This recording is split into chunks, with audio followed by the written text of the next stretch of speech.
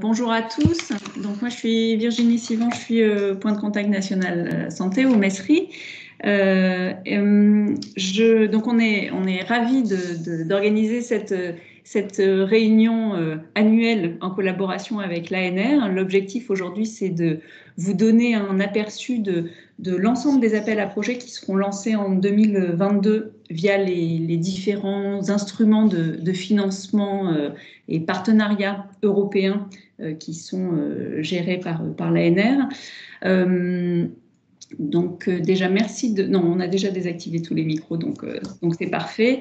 Ce qui est important en fait dans ces appels à projets, c'est qu'on est sur des appels qui sont différents en fait des appels à projets qu'on retrouve dans le programme de travail santé. Puisque dans le programme de travail santé, on a des projets qui sont assez larges, donc qui sont entre 4 millions d'euros et 15 millions d'euros, donc on a vraiment des projets qui sont très larges. Dans les appels à projets qui sont lancés via les partenariats européens qui sont gérés par l'ANR, on a des projets qui sont beaucoup plus petits en termes de budget. Donc ce sont des projets qui sont plus accessibles finalement pour les personnes qui n'ont pas l'habitude d'aller à l'Europe et qui sont vraiment une transition qui va faciliter la transition entre ce type de projet-là et les projets du programme de travail santé. Donc c'est vraiment des appels à projets qui sont très importants parce qu'ils vont permettre aux partenaires de constituer un réseau et de démarrer en fait dans la sphère européenne. Voilà, donc sans transition, je vais passer la parole à Dominique Dunon-Bluteau, qui est responsable du département biologie santé à l'ANR et qui va introduire donc ces présentations des appels à projets de l'ANR. Dominique, c'est à toi. Bonjour à tous, j'espère que ma liaison n'est pas trop mauvaise. Bienvenue à ce webinaire. On est ravis de vous voir candidater sur ces appels à projets. Il y a une douzaine de lignes, à peu près 12 appels, une douzaine d'appels en général chaque année. Secteur biologie santé pour un budget qui fait entre 15 et 20 millions d'euros au total, donc ce n'est pas négligeable. Donc, pour arriver, ce qu'il faut savoir pour le futur et vous inscrire, même si vous êtes candidat cette année, c'est qu'on va se trouver prochainement dans une transition entre les appels qui sont issus des partenariats de l'ancien programme cadre Horizon 2020. C'est la plupart des appels que vous allez voir aujourd'hui, ils sont issus de ce programme. Et à partir de l'année prochaine, vous verrez apparaître des appels à projets qui sont issus de nouveaux partnerships, les partnerships Horizon Europe. Donc, la transition va se faire dans les années qui viennent. Donc, je vous souhaite un bon webinaire. Et puis, on garde le maximum d'accès lors de ces appels. Et ce sont les chargés de projet scientifiques qui s'occupent de ces appels, qui vous font les présentations. Donc, prenez leur nom, prenez les contacts, gardez le contact. Si jamais vous avez des questions en aval du webinaire, ce sont des personnes ressources très, très importantes pour vous. Et donc, je vous souhaite un bon webinaire et bonne chance pour la suite. Et je pense qu'ensuite, c'est Martine qui fait l'introduction, je crois, générale sur ces appels-là. Oui, bonjour à tous. Je m'appelle Martine Batou et je vais vous faire présenter l'introduction générale avec la collaboration de ma collègue Séverine Olivier.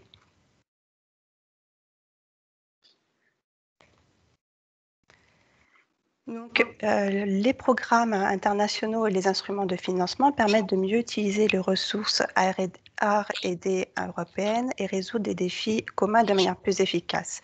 À la place que chaque pays lance un appel à projet pour financer des projets sur une certaine thématique, ces instruments permettent de lancer des appels multinationaux conjoints et ainsi économiser les ressources.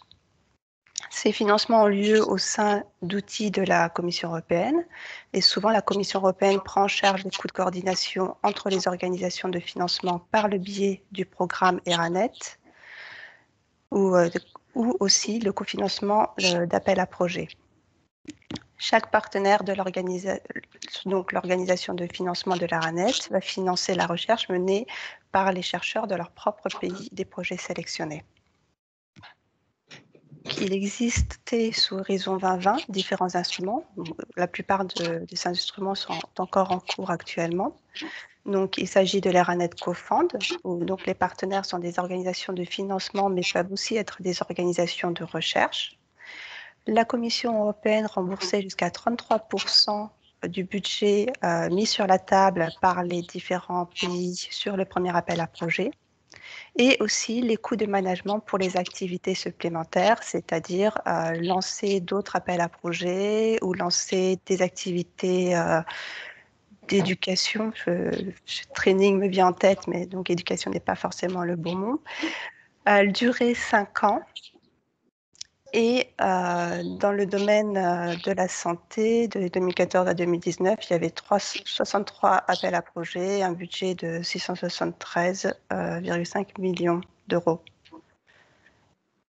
Il y a aussi une autre initiative qui s'est mise en place sous Horizon 2020, c'est le JP Co-Fund.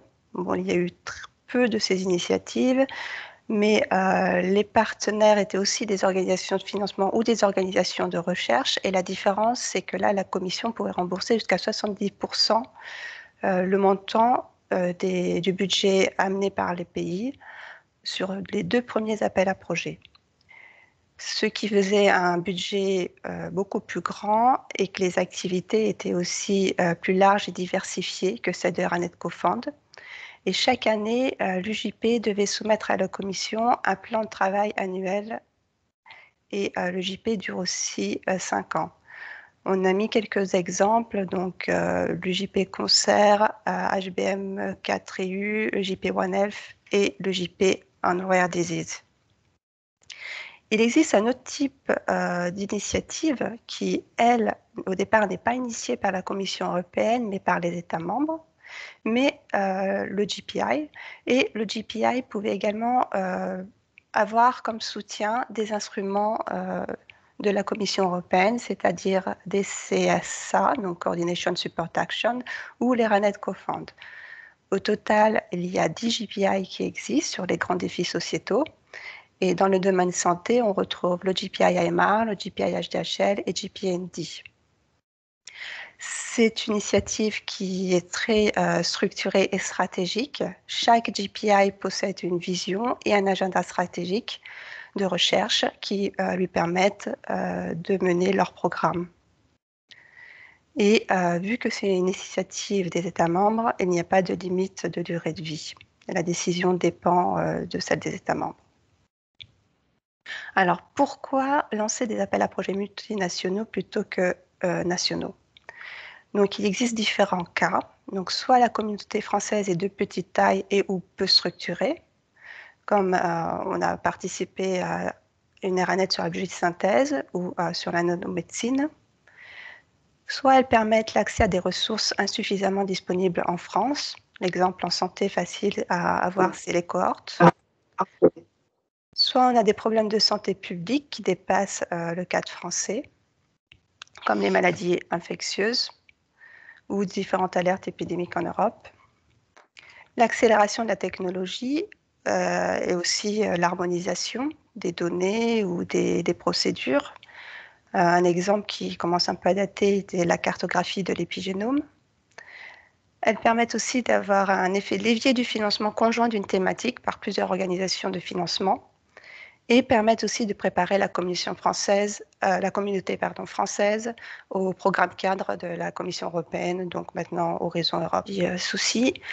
Donc, ce qui est important aussi quand vous participez dans un appel à projet multinational, c'est que la participation du partenaire français dans un projet implique aussi que les résultats du projet contribueront à la progression de sa carrière, à augmenter le rayonnement de son organisation au niveau européen et international, et que les résultats du projet pourront aussi bénéficier tôt ou tard aux citoyens français. Donc, il est attendu que le partenaire français qui fait partie d'un de ces consortiums joue un rôle important. Aussi, comme Dominique a pu mentionner, ou Virginie, c'est que les appels ERANET, JPI et OJP, ou autres collaborations internationales, ont vocation aussi à préparer la communauté française au PCRT, donc au programme cadre Horizon Europe, mais ne doivent pas se substituer ou concurrencer ces appels à projets. Donc, on conseille vivement aux consortiums confirmés à déposer dans ces appels à projets. Donc, voici les différentes initiatives multilatérales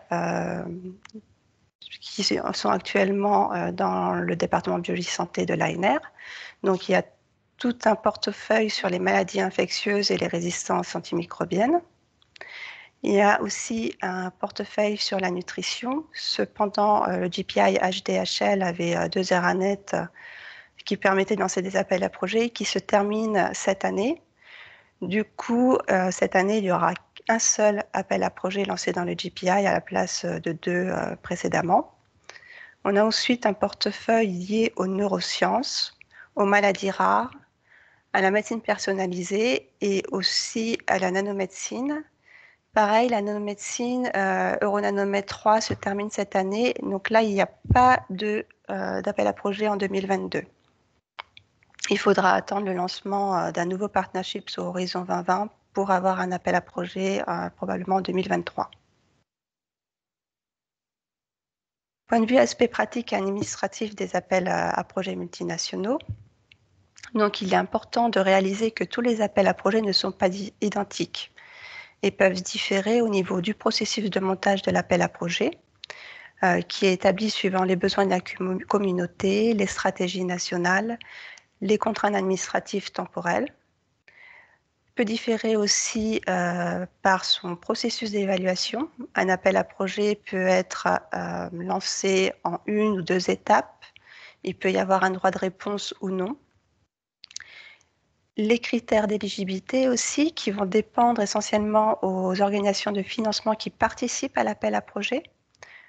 Donc, ces critères dépendent vraiment des règles de l'organisation de financement. Donc, il est important que chaque partenaire se renseigne dans son agence nationale ou organisation nationale. Et si vous êtes mené à coordonner le projet, il est aussi important que vous assuriez vous-même que chaque partenaire a bien fait attention qu'il était éligible à cet appel à projet, donc qu'il a contacté son organisation de financement au préalable. Car s'il y a un partenaire qui est inéligible au sein du projet, malheureusement, tout le consortium peut tomber avant l'évaluation scientifique du projet. Il y a aussi des différences au niveau de la composition du consortium. Par exemple, le type de partenaire. Dans certains appels à projets, on peut vous demander qu'il y ait obligatoirement un partenaire du secteur privé ou qui est obligatoirement un clinicien.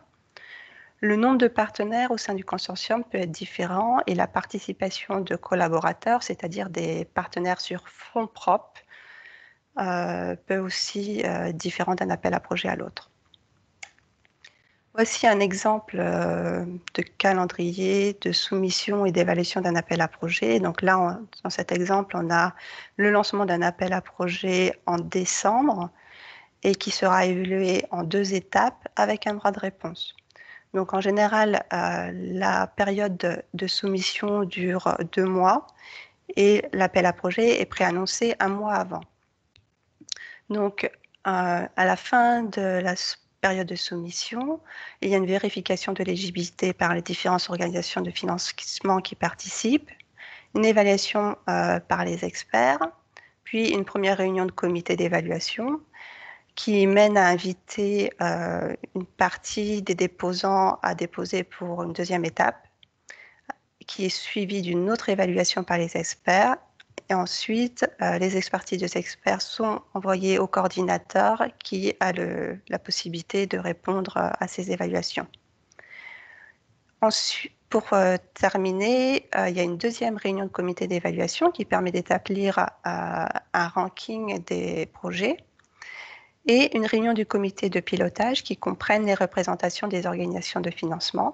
Et leur rôle, c'est de regarder le nombre de projets qui peuvent être financés selon le ranking réalisé par les évaluateurs.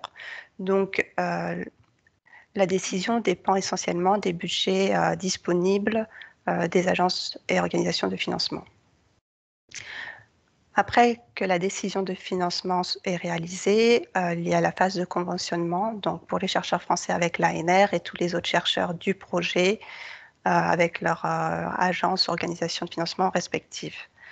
On a mis un petit encadré sur l'évaluation. En général, donc l'évaluation se fait selon les critères qui sont écrits dans le texte de l'appel à projet. Il y a 2 à 3 experts scientifiques par proposition à chaque étape. Et de plus en plus, il y a aussi des experts éthiques et l'implication d'associations de patients. Alors, lorsque l'appel à projet est ouvert, vous pouvez contacter 2 types de personnes, soit le secrétariat de l'appel à projet, soit le contact national de l'organisation de financement, donc pour vous, l'ANR. Vous devez contacter le secrétariat de l'appel à projet quand les questions concernent le contour de l'appel à projet, le partenariat, c'est-à-dire le montage du consortium, les questions générales sur le texte de l'appel à projet ou des guidelines, les problèmes de soumission avec le dossier sur le site internet, donc des problèmes techniques. Et il est alors nécessaire de contacter l'ANR pour les questions donc, sur l'éligibilité nationale, sur le budget, et si votre projet a été sélectionné pour le financement, sur les questions de modalités de contrat et de convention. Je vais maintenant passer la parole à ma collègue Séverine qui va vous présenter les documents disponibles pour vous aider à monter votre projet. Merci Martine. Donc, bonjour à tous, je suis Séverine Olivier. Donc, dans le cadre de cette introduction, je vais tout d'abord vous présenter la documentation qui vous sera utile pour déposer un projet de recherche. Donc, déjà, dans un premier temps, où trouver les appels à projets auxquels l'ANR participe. Donc, pour cela, vous devez vous rendre sur le site internet de l'ANR au niveau de l'onglet « Acteurs de projets de recherche », puis « Appel à projets » et enfin « Appel en cours et à venir ».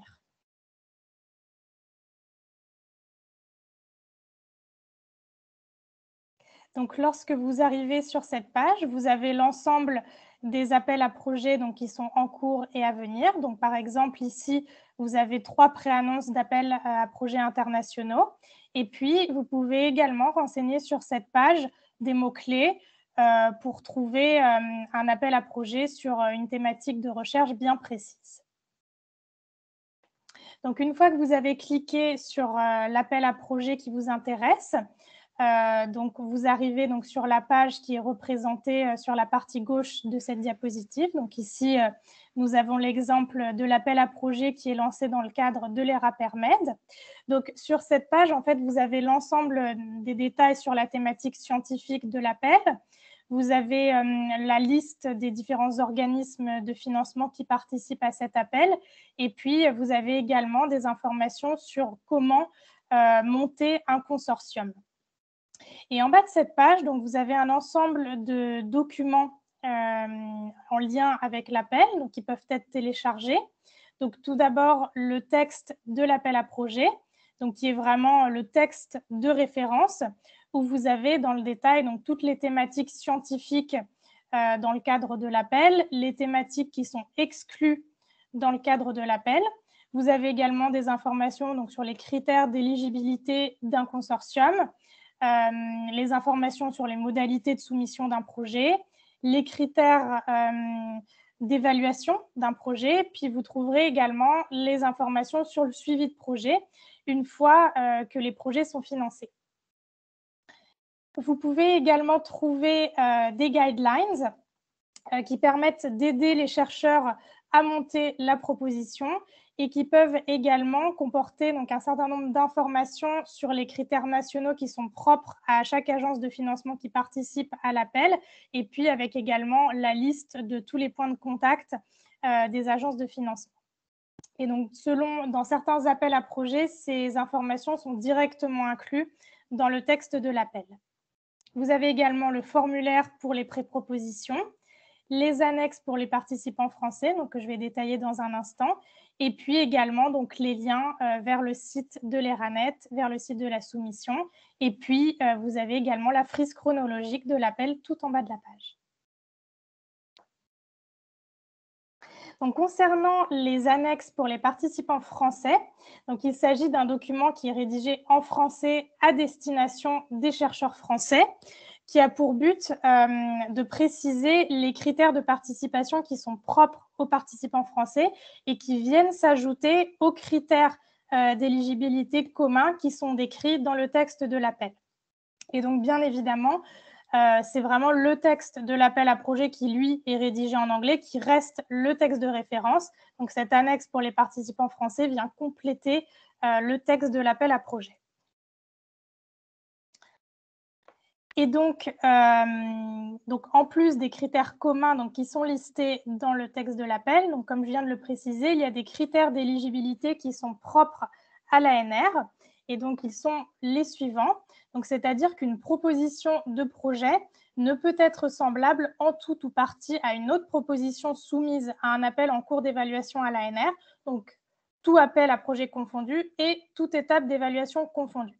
Et donc, qu'est-ce qu'on appelle deux projets qui sont semblables? Ce sont deux projets qui vont avoir les mêmes objectifs, les mêmes problématiques ou des work packages communs. Par ailleurs, donc une proposition sera également déclarée inéligible si celle-ci a déjà donné lieu à un financement par l'ANR. En revanche, une suite de projets peut être déposée et peut être éligible au financement. Ensuite, un deuxième point concernant les conditions de dépôt. Donc, les appels internationaux qui sont présentés aujourd'hui sont exemptés des règles limitant le nombre de projets déposés à l'ANR. Et donc, en particulier, ici, les deux points qui sont mentionnés ici sont propres à l'appel à projet générique. Donc, ils sont les suivants. Une chercheuse ou un chercheur ne peut soumettre qu'un seul projet en tant que coordinatrice ou coordinateur. Une chercheuse ou un chercheur ne peut être impliqué dans plus de 3 projets soumis à l'ANR. Donc, ces deux règles-là propres à l'APG ne s'appliquent pas dans le cadre des appels internationaux.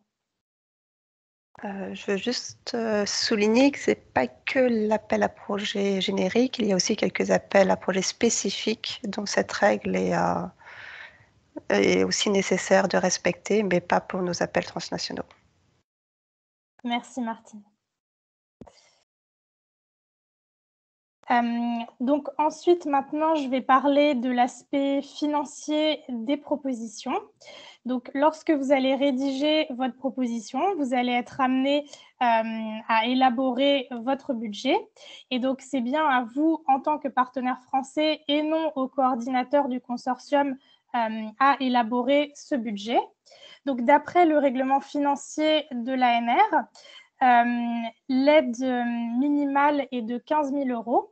En revanche, il n'y a pas de montant maximum qui est indiqué dans le règlement financier. Donc, cela varie en fait selon les différents appels à projets. Et généralement, selon les appels à projets, il peut y avoir un montant maximal qui est fixé par projet et également un montant maximal par partenaire. Et également, selon les appels à projets, les participants qui veulent participer en tant que coordinateurs peuvent en général demander un budget qui est un peu plus élevé. Mais encore une fois, cela dépend des appels. Donc ensuite, il vous sera généralement demandé d'indiquer votre propre contribution dans le budget, donc à savoir votre implication dans le projet au niveau des frais de personnel. Donc généralement, dans la proposition, il vous est demandé de renseigner les salaires et les mois des personnels qui vont être impliqués dans le projet. Et ici, donc, nous avons mentionné un point d'attention par rapport aux partenaires publics. Donc, je reviendrai un peu plus tard sur les différences entre partenaires publics et partenaires privés. Mais il est important de savoir que les salaires qui sont relatifs au personnel permanent dans les laboratoires ne sont pas éligibles au financement pour les partenaires dits académiques, donc type CNRS, INSERM et CHU. Donc, ces salaires qui seront qui seront financés sur fonds propres devront tout de même être mentionnés dans la proposition.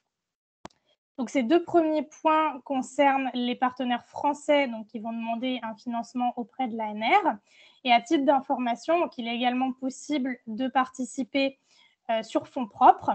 Donc, en anglais, on dit in kind. Donc, ce type de partenaire est appelé collaborateur.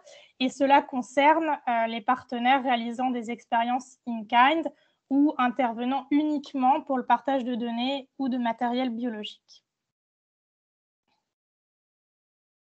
Donc, la liste des coûts admissibles et puis l'ensemble des modalités d'attribution des aides sont précisées dans le règlement financier de l'ANR.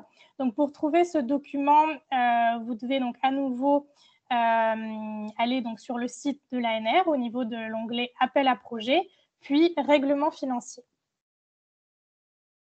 Donc, une fois arrivé sur cette page, vous pouvez bien évidemment télécharger le règlement financier de l'ANR et vous trouverez également un ensemble de fiches pratiques qui synthétisent les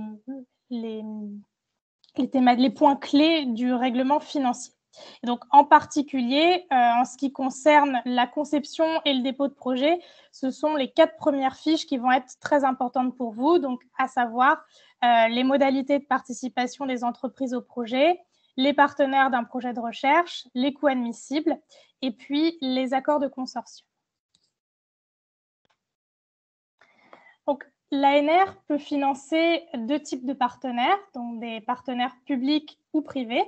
Et il est très important de savoir avant de déposer un projet si vous appartenez à un organisme public ou à un organisme privé, puisque les taux d'aide vont être différents selon ce statut. Donc, pour savoir si vous appartenez à un organisme public ou privé, vous avez à disposition sur la page du règlement financier un formulaire à renseigner qui vous permet de savoir, en fonction des activités non économiques et économiques de votre organisation, si vous appartenez à un organisme de recherche et de diffusion des connaissances ou à une entreprise, donc selon la réglementation européenne. Et donc, pour information, ce formulaire, généralement, est à remplir une seule fois par votre organisation ou bien en cas de changement d'activité notable au niveau des activités économiques de votre organisme. Et donc, une fois complété, ce formulaire est à adresser au service juridique de l'ANR, donc notamment aux personnes dont les adresses mail sont renseignées en bas de la diapositive.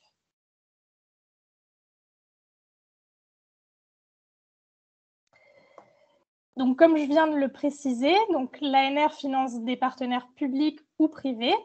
Et donc, dans le cas d'un partenaire public, on va parler d'un financement à coût marginal.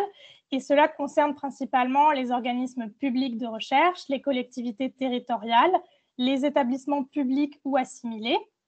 Et donc, vous avez sur cette diapositive un ensemble d'établissements qui sont listés.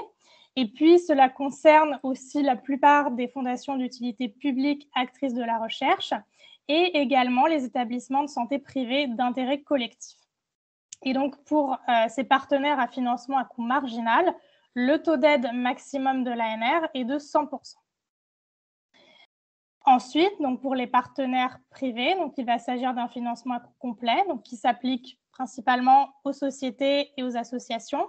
Et donc, dans ce cas-là, le taux d'aide sera compris entre 25% et 50% des coûts admissibles. Et donc, ce taux va varier selon les types de structures.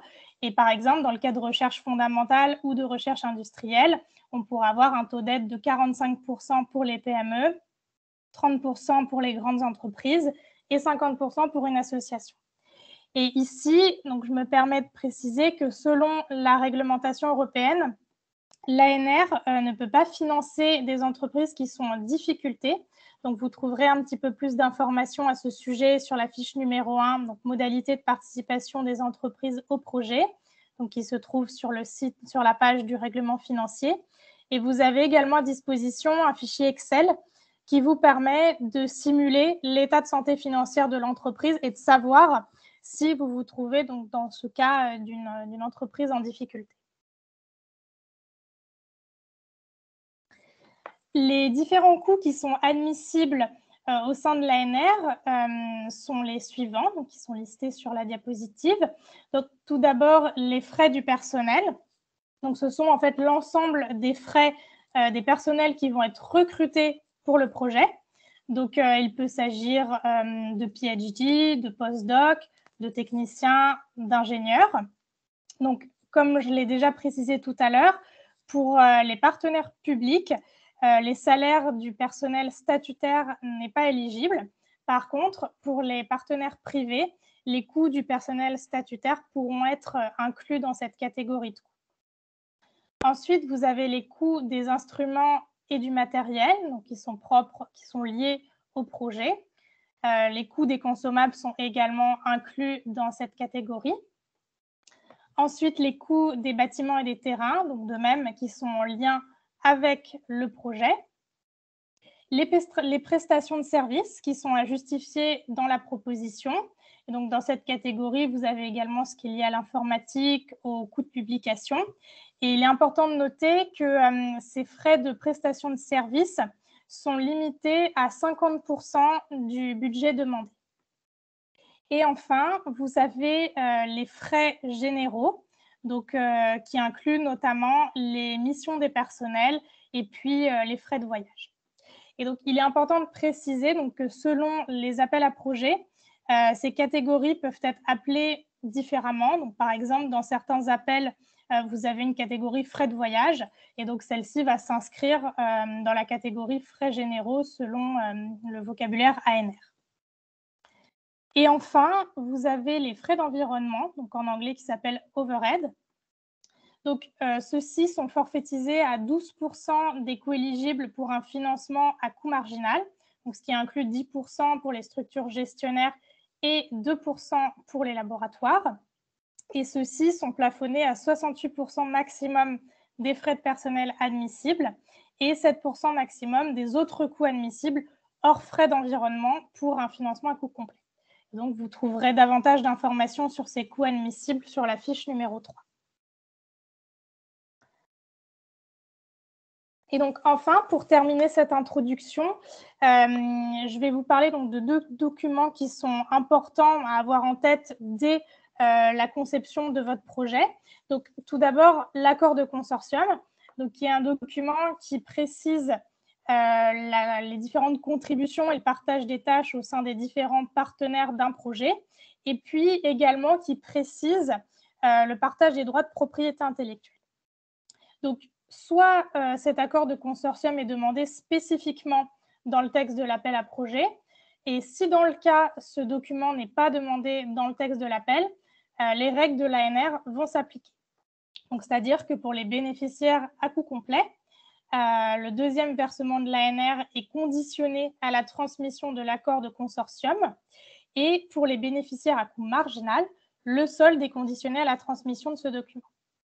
Et donc, de même, vous trouverez sur le site de l'ANR la fiche numéro 4 qui précise, qui vous donne davantage de détails sur ce document. Et enfin, le plan de gestion des données, qui, lui, est un document qui décrit les données qui vont être produites et collectées durant le projet, qui va décrire également le stockage, le partage des données, puis la réutilisation de celles-ci. Et donc, pour tous les bénéficiaires, donc que ce soit à coût complet ou à coût marginal, le solde est conditionné à la transmission de ce document. Donc, dans le cas où ce document est demandé spécifiquement dans le texte de l'appel, le plan de gestion des données comprendra les informations de l'ensemble du consortium. En revanche, si ce document n'est pas demandé dans le texte de l'appel, à ce moment-là, le plan de gestion de données comprendra uniquement les informations du ou des partenaires français et puis, bien sûr, les règles de l'ANR s'appliquent. Et donc, il est vraiment important, dès la conception de son projet, de contacter son responsable des données ou sa tutelle pour anticiper la rédaction de ce document. Et donc, en bas de la diapositive, vous trouverez un lien vers un guide pour rédiger le plan de gestion de données, ainsi qu'un template pour rédiger ce document. Maintenant, donc, nous allons passer à la deuxième partie de cette présentation où nous allons vous présenter donc, les différents appels à projets qui vont être lancés lors de l'édition 2022 au sein des différentes initiatives européennes. Donc, comme nous l'avons déjà présenté dans l'introduction, les différents appels s'inscrivent dans plusieurs thématiques scientifiques, donc à savoir les neurosciences, les maladies infectieuses et les résistances antimicrobiennes, la nutrition, les maladies rares et puis la médecine personnalisée.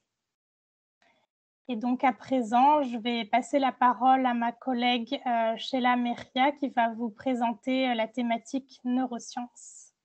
Oui, bonjour. Je me demande si ce ne serait pas pertinent de répondre aux questions avant d'échanger complètement des sujets. Oui, c'est peut-être une bonne idée. Il y a deux questions. Peut-être la dernière, c'était sur les soldes. C'est quoi le solde pour l'ANR? Donc, pour moi, c'est le dernier versement. Donc, je ne sais pas si vous voulez répondre là-dessus.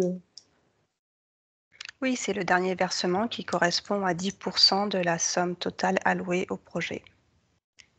Exact. Et il y a eu une question sur l'éligibilité et le façon d'avoir un financement, un marginal ou coût complet pour les CH qui ne sont pas CHU. Je pense en général, si vous avez des questions très spécifiques pour votre établissement, c'est peut-être le plus facile de nous contacter directement. Mais à mon avis, les CH en général, ils sont éligibles d'avoir un financement sur un coût marginal. Après, il y a une façon aussi de, si vous avez déjà postulé à l'ANR, donc le taux avec lequel vous avez déjà été financé sera réutilisé probablement pour vous financer. Sinon, il est nécessaire, comme vous a présenté Séverine, de remplir cette fiche et l'envoyer à l'ANR et l'ANR pourra vous dire exactement à quel taux vous pouvez être financé. Juste une précision pour les centres hospitaliers. Donc, il y a certains centres hospitaliers en fait qui ont créé des spin-offs, j'ai envie de dire de valorisation, et qui souhaitent faire passer les contrats ANR via ces spin-offs. À ce moment-là, il faut vérifier le statut. Parce que du coup, on passe d'un centre hospitalier à quelque chose qui va être à but lucratif. Et donc, à ce moment-là, on change de catégorie budgétaire. Donc, pour les centres hospitaliers, effectivement, comme l'a dit Martine, je vous conseille, si vous avez un doute, de vérifier auprès des chargés de projets scientifiques.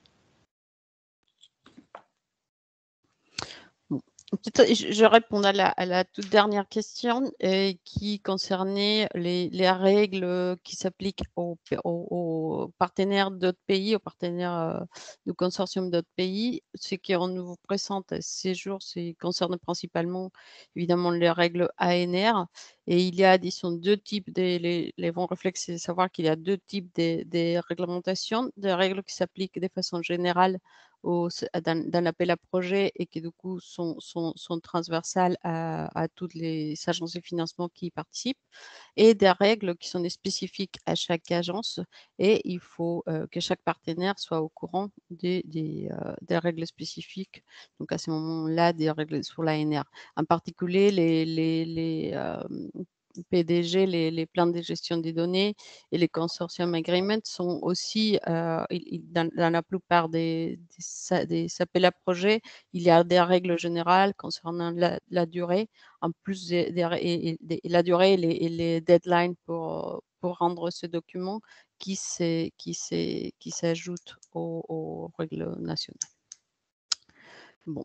Et sinon, je suis là principalement pour présenter la partie neurosciences. Donc, nous avons plusieurs programmes pour financer des collaborations internationales en neurosciences. Et je vais vous présenter deux initiatives qui se développent dans les cadres européens. Donc, qui est les sujets de cette réunion. Donc, il s'agit de deux initiatives complémentaires, un GPI qui a aussi un RNet qui s'appelle JP1D et qui est lié aux maladies neurodégénératives, donc Joint Program for Neurodegenerative Diseases. Et le deuxième, c'est l'RNet Neuron qui est dédié à la recherche sur les maladies du cerveau. Donc, c'est principalement comme les JP1D, dédié à la recherche transnationnelle sur les maladies du cerveau, mais à l'exclusion des maladies neurodégénératives. Donc, c'est toutes les autres maladies du cerveau. La suivante, s'il te plaît. Donc, comme je vous disais, les JP1D, c'est à l'origine, c'est une réaction conjointe, un JPI qui vous a été introduit plus tôt dans cette présentation. Et donc, les objectifs des JPI, qui sont des initiatives de ces temps membres, sont un peu plus générales, plus transversaux qui est simplement des appels à projets, même si une grosse activité qui se développe au sein des JPI concerne les lancements des appels à projets à travers des instruments spécifiques. Et donc, en particulier, les JP1D, qui est dédié aux maladies neurodégénératives, a développé évidemment un agenda stratégique, comme toutes les JPI, qui est partagé par tous ces États membres qui participent, mais aussi d'autres actions de structuration, comme des catalogues, des cohortes internationaux et des catalogues aussi des modèles animaux pour les maladies neurodégénératives, avec un peu plus d'informations sur à quoi chaque modèle sert, les controverses, etc. Donc, l'idée, c'est de générer des outils qui vont servir à la recherche dans les maladies neurodégénératives et qui ne sont pas forcément du financement. Mais comme je vous disais, et nous sommes là aujourd'hui principalement pour les appels à projets. Donc, ce sont les appels à projets que JP1D finance, sont des appels à projets qui sont dédiés aux maladies particulières qui sont dans la liste qui se trouve dans la diapositive, donc la maladie d'Alzheimer et autres démences, la maladie de Parkinson et les troubles liés à cette maladie, les maladies à prions, les maladies de neurones moteurs, les maladies de Huntington, l'ataxie spinocérévelleuse et l'atrophie musculaire spinale. Et si je peux avoir la suivante, s'il te plaît. Donc, je vais commencer par vous présenter, donc, dans le cadre des CGPI, il y a un instrument RNet qui finance des appels à projets, qui à l'occurrence s'appelle JPCOFUND 2, et qui lance un appel à projet début mi-janvier 2022, à propos des mécanismes des interventions non médicamenteuses pour les maladies neurodégénératives. Donc, l'idée, c'est de financer des projets de recherche d'une durée de 3 ans qui visent à déterminer des mécanismes biomédicaux, psychologiques ou sociaux responsables des effets des interventions non médicamenteuses pour les maladies neurodégénératives. L'idée, c'est de mieux développer des cibles potentielles pour des traitements personnalisés. Donc, il est important, il y a une liste d'exemples des thématiques scientifiques qui sont attendues dans cet appel à projet qui n'est pas exhaustive. Donc, je vous l'ai décrit, c'est principalement, c'est vraiment des approches mécanistiques, essayer de comprendre quels sont les mécanismes moléculaires ou physiques qui sont sous-jacentes aux effets des interventions médicamenteuses. Donc, on connaît un certain nombre des interventions non médicamenteuses qui semblent être efficaces pour améliorer les symptômes de maladies neurodégénératives. Et l'idée, c'est de découvrir quels sont les mécanismes qui sont responsables pour ces effets. Donc, soit au niveau moléculaire ou physique, étudié avec des technologies de pointe ou également découvertes avec des technologies telles que l'imagerie du cerveau ou l'électrophysiologie.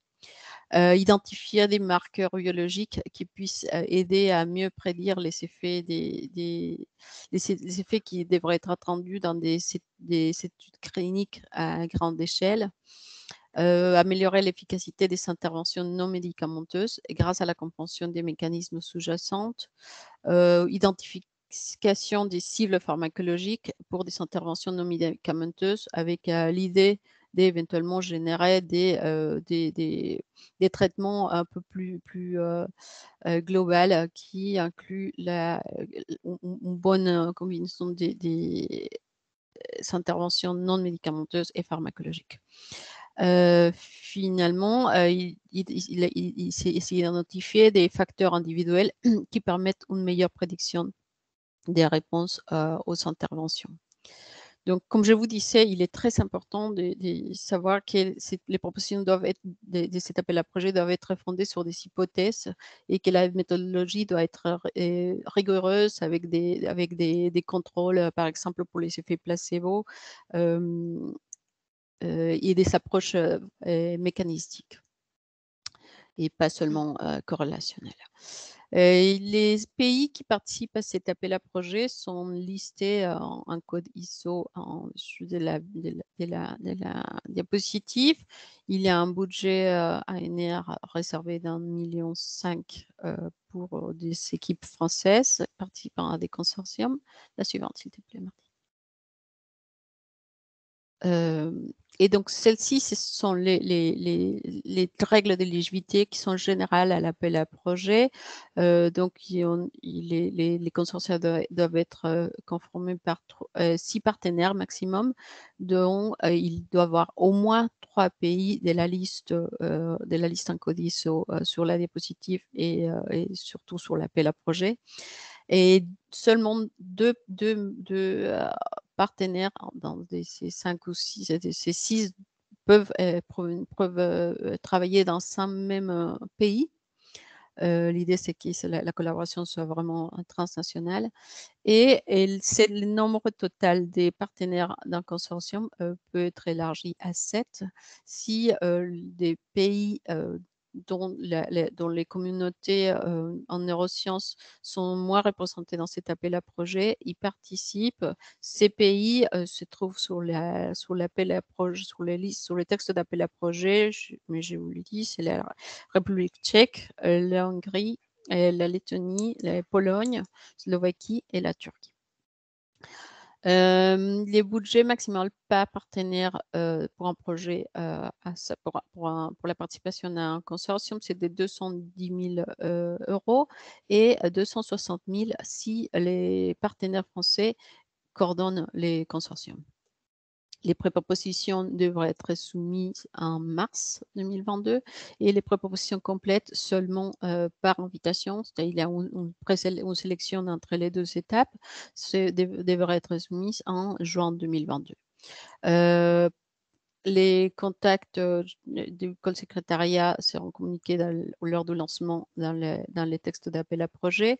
Et pour l'ANR, je suis en contact.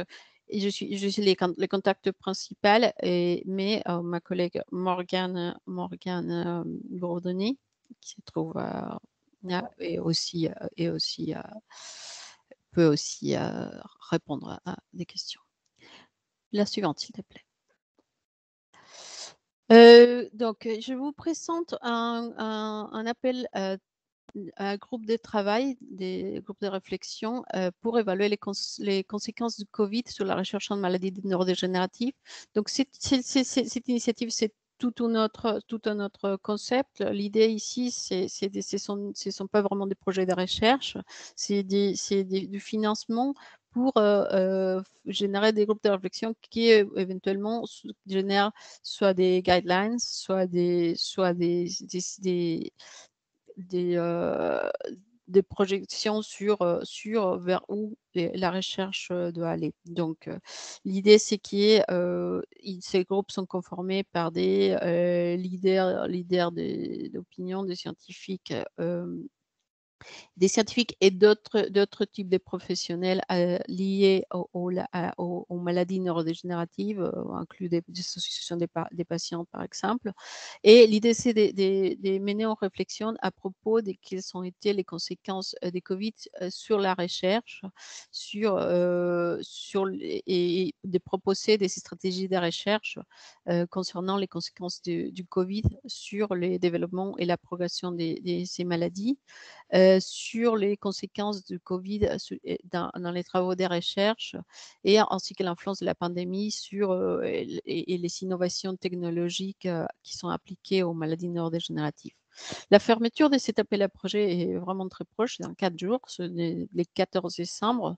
Il est, je pense, un peu tard pour préparer une proposition, mais ça vous permet de voir qu'il y a ce type d'actions qu'on lance régulièrement en GPND avec des paramètres scientifiques différents.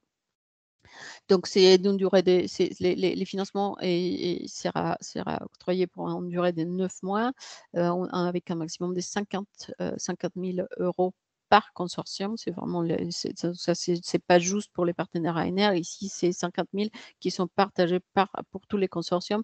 En général, sont principalement pour des réunions scientifiques, pour l'écriture des papiers, etc.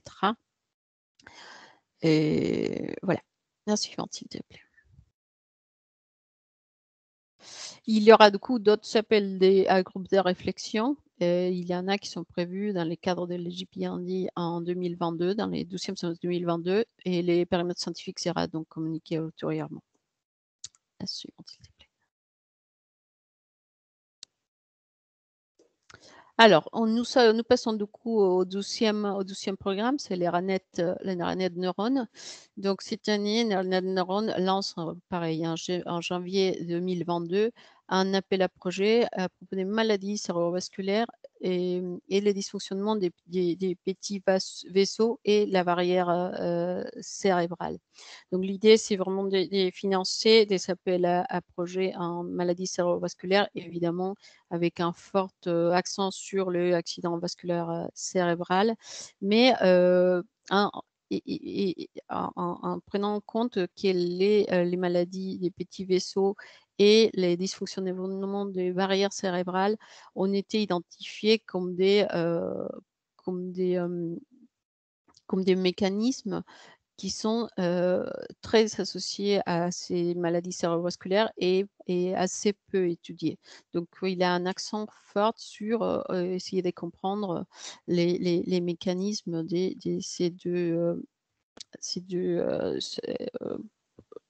aspects pathophysiologiques des maladies cérébrovasculaires. Donc, les propositions de recherche, en général, sont translationnelles. Ils vont de la recherche fondamentale, toujours avec un accent translationnel, toujours avec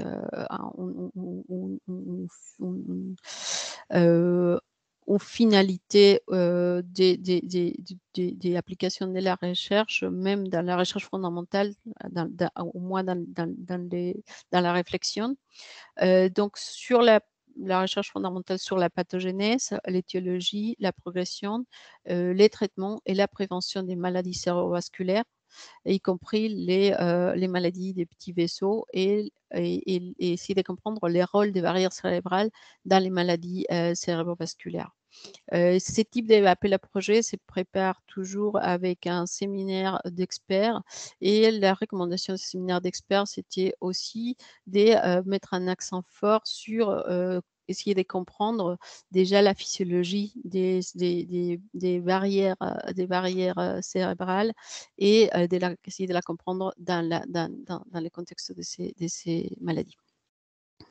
Les développements des outils et technologies telles que des technologies pour l'analyse computationnelle et statistique sont éligibles pour financement inclus dans les périmètres de cet appel à projet. Et les deuxièmes volets de cet appel permet aussi la recherche clinique qui vise à élaborer de nouvelles stratégies de prévention, y compris la prévention secondaire, est fortement demandée par les associations des patients, les diagnostics, les stratifications des patients pour la thérapie et ou la réadaptation pour les maladies cérébrovasculaires. Et est-ce que je voulais quelque chose? Non. Donc du coup, cet appel a un budget réservé de 1,8 million d'euros. Il y a la liste des des pays participants qui clairement n'est pas à jour.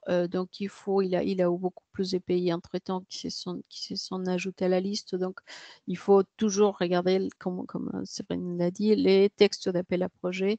C'est les documents les plus à jour. Sachant qu'il y a des pays qui peuvent s'ajouter même une fois l'appel à projet lancé. Donc, il faut toujours aller regarder les textes d'appel à projet. Et je peux avoir la suivante, s'il te plaît. Donc, c'était des diapositives à la même logique que la précédente. Nous avons les sites Internet de cet appel à projet. Donc, les consortia doivent être conformés par 5 partenaires maximum, dont trois venant des 3 pays différents qui participent à cet appel à projet, seulement 2 partenaires venant du même pays. Et encore une fois, pour encourager la participation des communautés peu représentées dans cet appel à projet, les partenaires de Slovaquie, Hongrie, Lettonie et Turquie peuvent ajouter un partenaire en plus, donc un maximum de 6. La participation des jeunes chercheurs est encouragée et fera partie des critères d'évaluation de cet appel à projet en particulier. L'organisation des appels à projets est confiée à des agences différentes chaque année, localisées dans ces pays. L'appel ARNet Neuron en 2022 sera géré par l'ANR, donc les contacts du call secrétariat ainsi que les contacts ANR. C'est ma collègue Gwaed Kalek qui est présente aussi pour des questions, et moi-même. Vous savez, les contacts. Les pré-propositions, pareil, sont attendues en mars et les propositions complètes sur invitation en 2022. Je dois partir pour notre réunion. Je peux répondre à quelques questions immédiatement, et autrement à la fin il y aura mes 2 collègues, Morgane Bordoni qui pourra répondre à des questions pour GPND, ou Waed Kalek pour des questions de ARNet Neuron, et autrement vous savez nos contacts. Merci.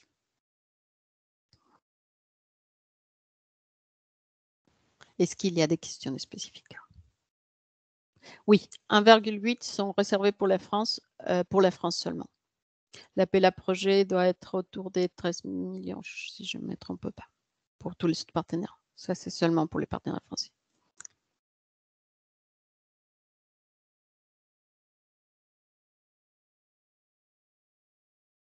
S'il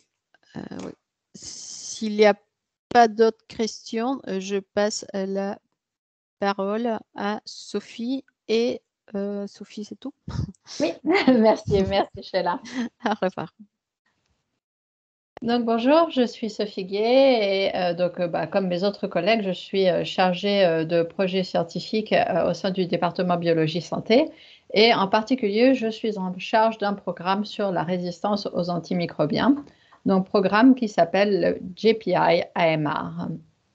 Donc JPI AMR, qu'est-ce que ça signifie? Donc c'est pour Joint Programming Initiative, donc JPI, on Antimicrobial Resistance, AMR. Le but de ce programme, c'est de lutter contre la résistance aux antimicrobiens via une approche intégrée, systémique et unique.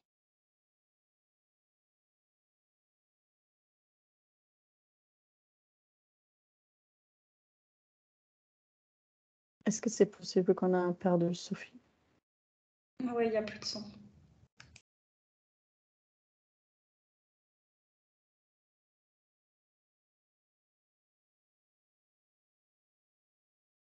Donc, vous avez sur la carte la représentation de la localisation des pays, avec majoritairement des pays au sein de l'Union européenne, mais pas seulement. Vous avez par exemple des pays comme le Canada, le Japon, l'Afrique du Sud ou l'Argentine qui sont également représentés. Au niveau du Management Board, il y a 2 représentations françaises, donc l'ANR et le ministère de la Recherche. Martine, est-ce que tu peux passer à la diapositive suivante, s'il te plaît? Merci. Donc, au sein de ce programme, on a défini un agenda stratégique de recherche et d'innovation. Donc, c'est ce que vous entendrez, enfin, l'acronyme pour cet agenda stratégique de recherche et d'innovation, c'est ce qu'on appelle le SRIA. Et donc, on a défini 6 thèmes prioritaires, 6 topics prioritaires. Donc, le domaine thérapeutique, le diagnostic, la surveillance, la transmission, l'environnement et les interventions.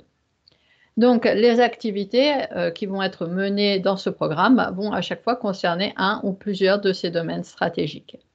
Donc, quelles sont justement ces activités? On va avoir des appels à projets, des appels à réseau, mais on a également des workshops stratégiques et puis on a une plateforme virtuelle. Donc, je vous incite à consulter le site web du programme, donc https://www.jpimr.eu pour avoir plus d'informations sur ces différentes activités et notamment à vous abonner à la newsletter si vous souhaitez vous inscrire pour des workshops stratégiques et connaître les prochains workshops stratégiques. Pour les appels à projets et les appels à réseau, vous pouvez déjà avoir une idée des appels qui vont être lancés en avance en consultant le plan d'implémentation. Donc, le plan d'implémentation décrit les appels qui vont être lancés dans les années à venir, en général pour 2 ou 3 ans. Donc, par exemple, ici, dans ce webinaire, on va parler des appels pour 2022. Mais si vous souhaitez déjà avoir une idée des appels à projets qui vont être lancés en 2023, vous pouvez consulter ce plan d'implémentation. Et même si ce n'est pas très détaillé, au moins vous aurez le titre et le topic de l'appel des appels pour 2023. Donc en 2022, nous allons lancer 2 appels, un appel à réseau et un appel à projet. Et je vais tout d'abord vous présenter l'appel à réseau. Donc, l'appel à réseau qui va être lancé en 2022 va être lancé dans le domaine du diagnostic et de la surveillance. Donc, cet appel à réseau ressemble un petit peu à ce que décrivait Sheila précédemment dans sa présentation.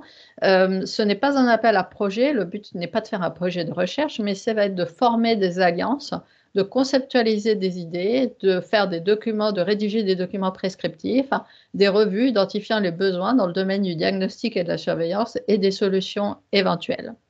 Donc, c'est un appel qui va être en une étape avec une ouverture des propositions en avril 2022 et une clôture en juin 2022 avec des résultats qui vont être annoncés en octobre-novembre 2022.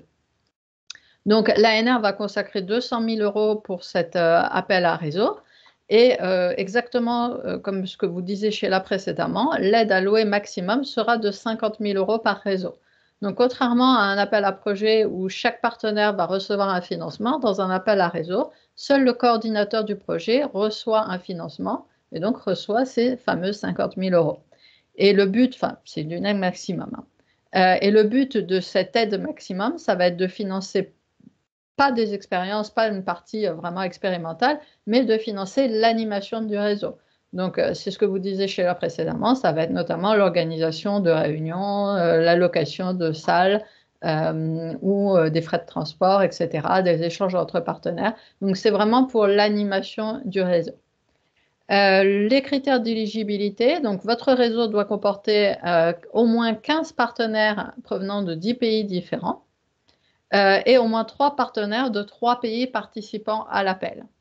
Et aussi dans le cadre de cet appel, on souhaite encourager la participation des jeunes chercheurs et donc votre réseau devra également compter 3 jeunes chercheurs. Le domaine d'intérêt, donc sur quoi vont porter les réseaux, ils peuvent porter à la fois sur la santé humaine, animale et environnementale et ils vont devoir soit identifier des actions pouvant améliorer le diagnostic et la surveillance, soit identifier le besoin des utilisateurs pour des nouveaux outils, des nouvelles technologies, des nouveaux systèmes pour la surveillance et le diagnostic, identifier des actions nécessaires pour développer ces nouveaux outils, nouvelles technologies, nouveaux systèmes de surveillance et diagnostic, identifier le besoin pour la création et les actions nécessaires pour l'amélioration de bases de données utilisées pour la surveillance et le diagnostic, identifier les données nécessaires pour comprendre les inégalités d'accès au diagnostic, et étendre ou continuer des actions initiées dans le cadre de réseaux préalablement financés par le JPI. Et donc, je tiens à préciser que cet appel à réseau peut être utilisé comme un tremplin, puisqu'en 2023, il y aura un appel à projet dans le domaine de la surveillance et du diagnostic. Et donc, du coup, vous pouvez utiliser ces réseaux comme un tremplin. Donc, j'ai une question dans le chat sur comment est défini jeune chercheur ici. Donc, pour l'instant, on n'a pas encore précisé exactement la définition de jeune chercheur. Donc, cet appel va être ouvert en avril 2022. Donc, on est encore en train de travailler sur le texte de l'appel. Et vous aurez certainement plus d'informations en mars 2022. Et donc, vous pourrez revenir vers nous d'ici là, vers mars 2022. Donc, le secrétariat de cet appel donc, sera en Lituanie. Donc, vous avez le mail du secrétariat de cet appel qui est mentionné sur la diapositive. Et donc, je serai votre contact principal. Par contre, si vous avez mon adresse personnelle, je vous prie d'utiliser l'adresse générique, donc gpi-amarcalls@agencerecherche.fr. En effet, nous sommes 3 personnes à travailler sur ce programme. Et du coup, ça vous permet d'avoir une réponse de manière plus facile, puisque quand l'une d'entre nous est occupée à un meeting ou en vacances, eh ben, c'est une autre des personnes qui travaillent sur ce programme qui peut prendre le relais. Donc voilà, n'hésitez pas à utiliser l'adresse générique plutôt que nous contacter nous personnellement. Et donc, s'il n'y a pas d'autres questions sur cet appel, je vais passer la parole à ma collègue Séverine qui va vous présenter le deuxième appel qui va être lancé dans le cadre de ce programme. Merci Sophie. Donc dans le cadre du GPI AMR, il y aura également un appel à projet qui sera lancé en 2022 dans le domaine thérapeutique. Et la thématique de cet appel sera d'endiguer la résistance aux antimicrobiens via des approches thérapeutiques innovantes. Alors donc cet appel va s'ouvrir le 11 janvier 2022. Donc vous pouvez déjà à présent retrouver la préannonce de l'appel au niveau du site du GPI AMR et puis également sur le site de l'ANR. Ce sera un appel en 2 étapes. Donc, la clôture de la première étape est fixée au 8 mars avec des résultats pour cette étape qui seront annoncés à la fin mai. Et puis, la clôture de l'étape 2 est fixée au 5 juillet avec une annonce des résultats prévus pour novembre 2022. Le budget ANR pour cet appel à projet est de 2 millions d'euros et l'aide allouée maximum est de 470 000 euros par projet et de 260 000 euros par partenaire, sachant qu'un coordinateur français peut demander jusqu'à 310 000 euros. Donc, comme je viens de le préciser, il s'agira d'un appel en 2 étapes, donc avec tout d'abord un dépôt des pré-propositions, puis un dépôt des propositions détaillées.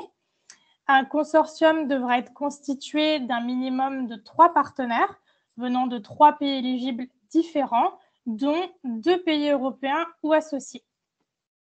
Le nombre maximum de partenaires par consortium est fixé à 6, et donc ce nombre tient compte des partenaires sur fonds propres. Et ce nombre maximum peut être élevé à 7 en présence d'un partenaire qui est issu d'un pays sous-représenté, à savoir la Lituanie ou la Pologne, ou un partenaire venant de pays à revenus faibles et intermédiaires, donc qui peuvent être financés par une agence spécifique dans le cadre de cet appel. Donc ici, vous avez l'acronyme LMIC pour Low and Middle Income Countries. Et si vous avez également un partenaire qui travaille en entreprise, le nombre maximum peut être élargi à 7.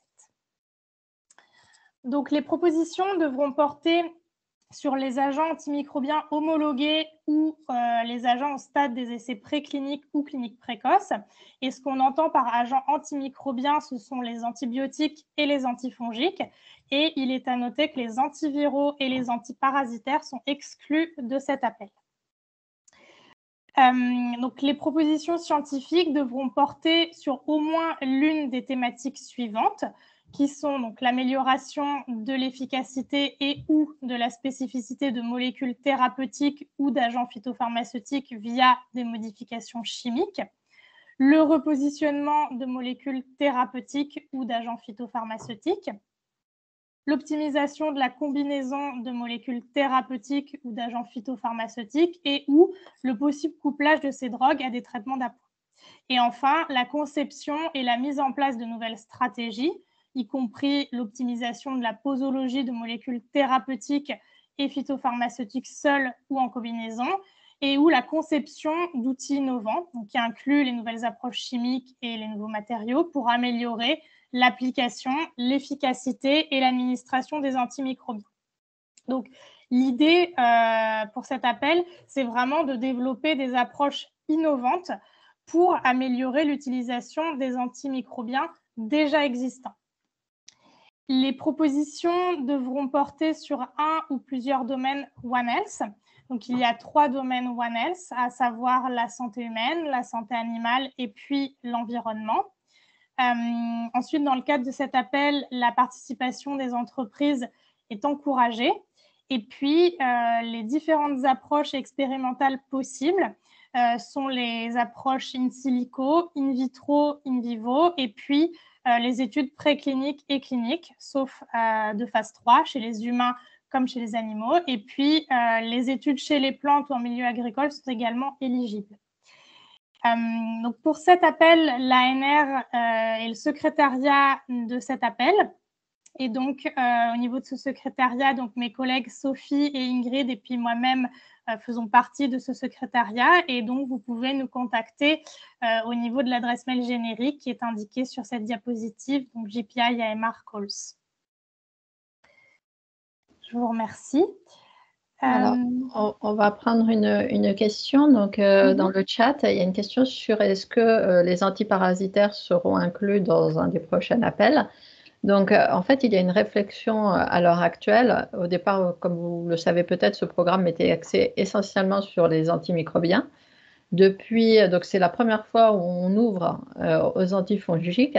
Et dans le cadre du partenariat qui va se monter donc dans le cadre du nouveau programme cadre Horizon Europe, il va y avoir une réflexion sur les antiviraux et les antiparasitaires. Et donc, dans le cadre du nouveau programme cadre, il y aura peut-être des appels qui vont inclure ces antiviraux, ces antiparasitaires. Pour l'instant, jusqu'à au moins 2023, ils ne seront pas inclus.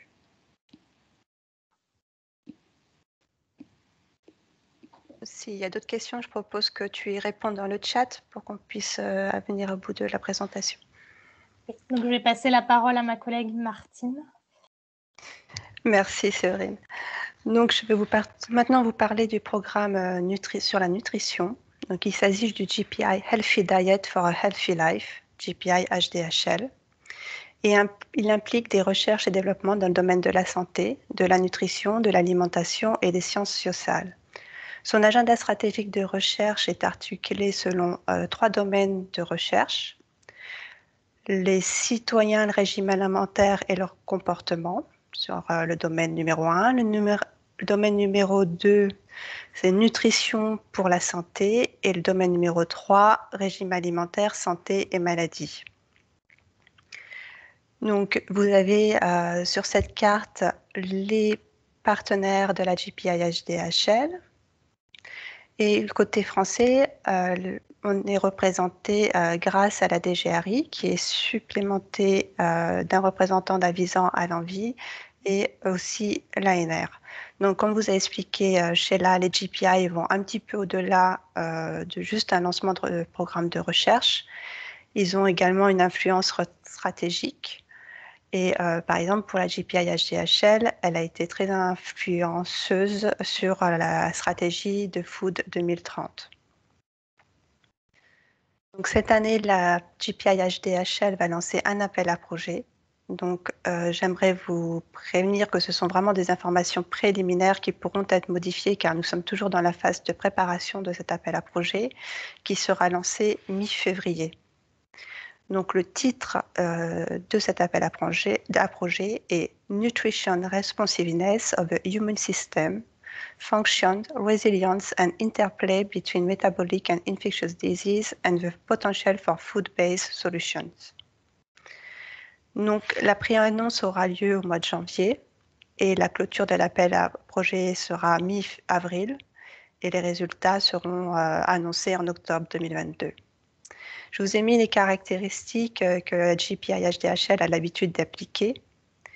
Donc là, ce sera un appel à projet en une seule étape, suivi d'un droit de réponse, avec dans les consortiums au minimum 3 partenaires par 3 pays éligibles, maximum 6 partenaires et 2 collaborateurs, donc des équipes qui viennent sur fonds propres. L'aide allouée aux partenaires français seront de 260 000 et 310 000 parce que nous avons augmenté ce seuil pour respecter l'augmentation des overheads. Et l'ANR aura un budget d'1,5 million. Donc, je serai le point contact national. Donc, je ne reviens pas sur les alias, mais utilisez les alias, vous aurez une réponse plus rapidement. Et le secrétariat de la paix sera l'organisation de financement néerlandaise ZONV. Si vous avez des questions, n'hésitez pas à le mettre dans le chat, on vous répondra un peu plus tard. Et je passe maintenant la parole à ma collègue Florence Guillot qui va vous parler des maladies rares. Bonjour à tous. Donc moi, je suis Florence Guillot, chargée de projet scientifique sur le JP maladies rares qui a commencé en 2019. Prochaine diapo, s'il te plaît, Martine.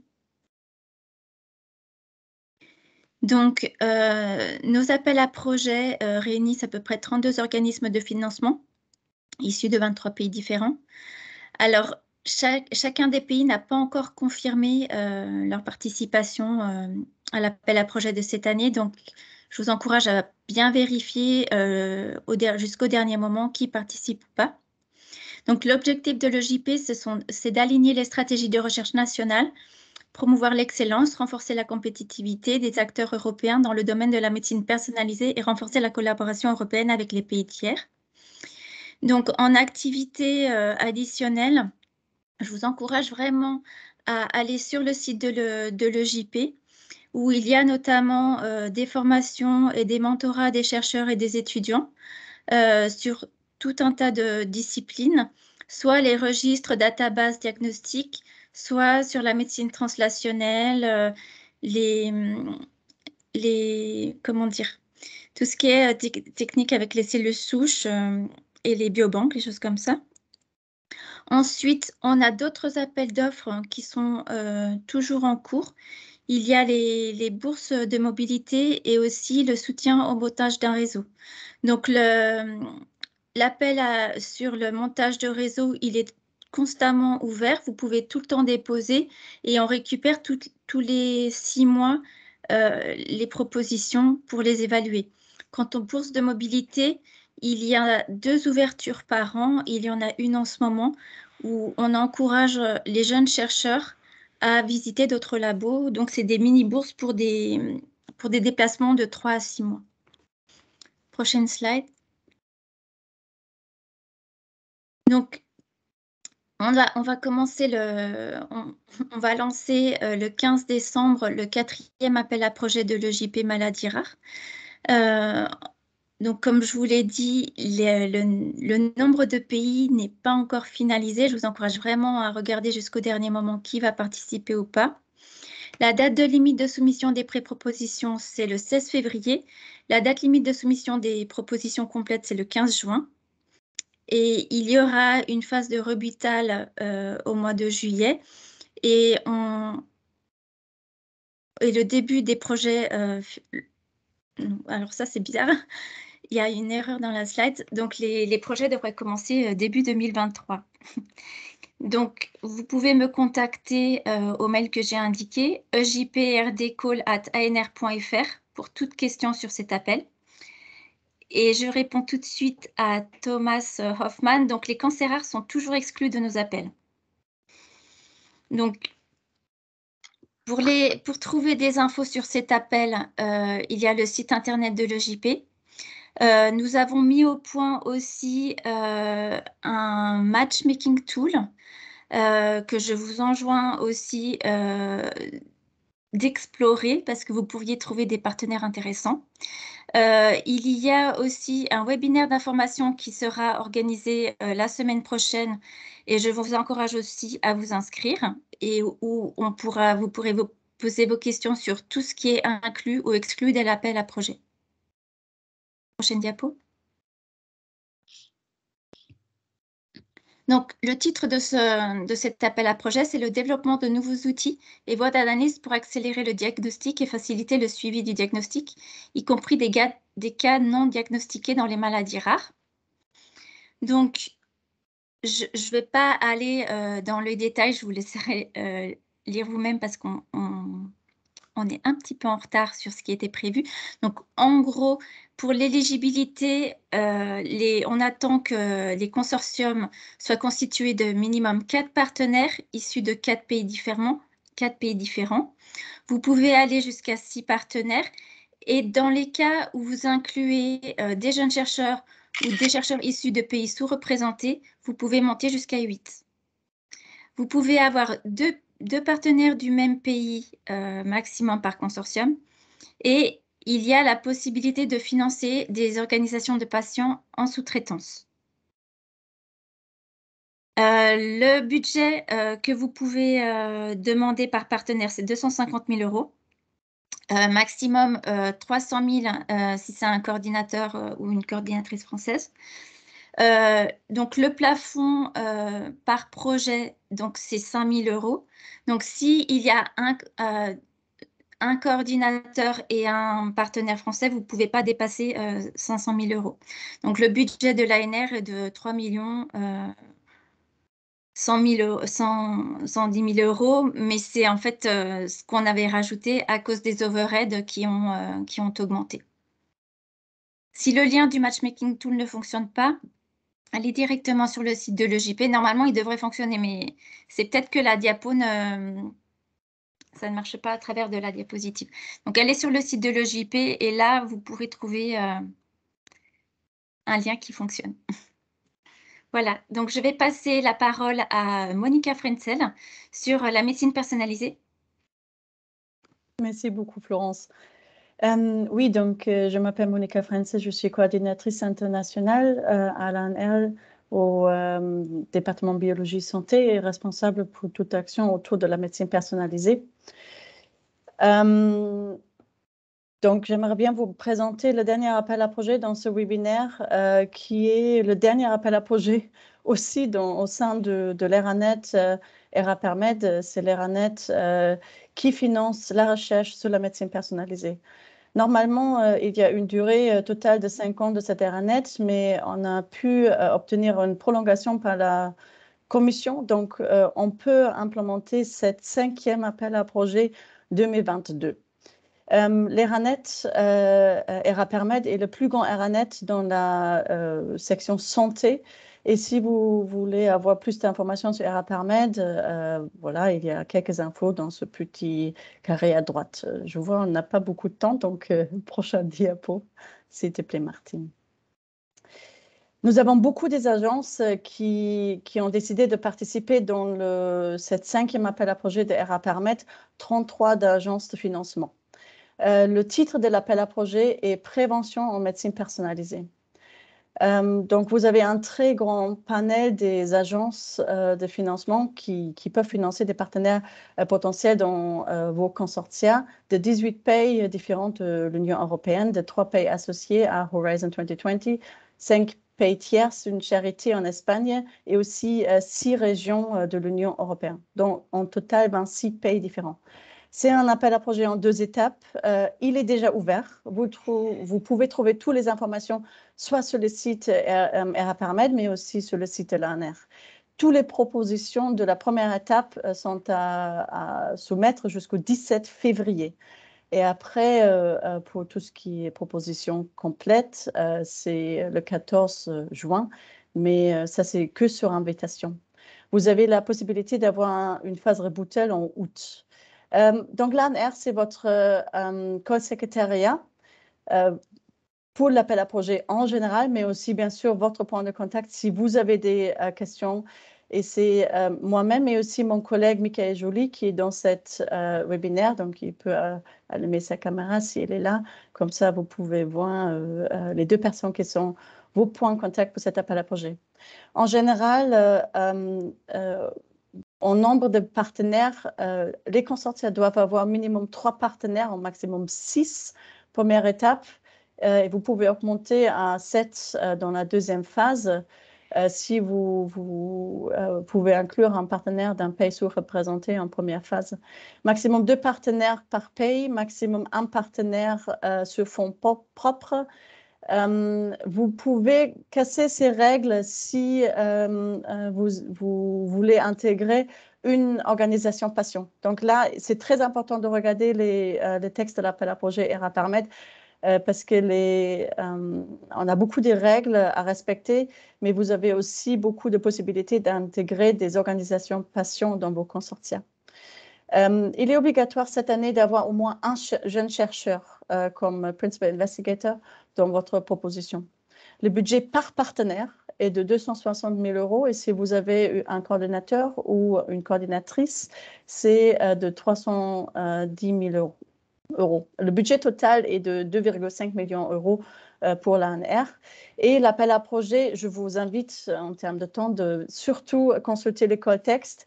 Il est construit autour de 3 domaines de recherche avec chacun 2 modules. L'idée est d'être interdisciplinaire dans les consortia à développer. Donc, il est obligatoire d'inclure au moins un module de chaque domaine de recherche dans votre consortia.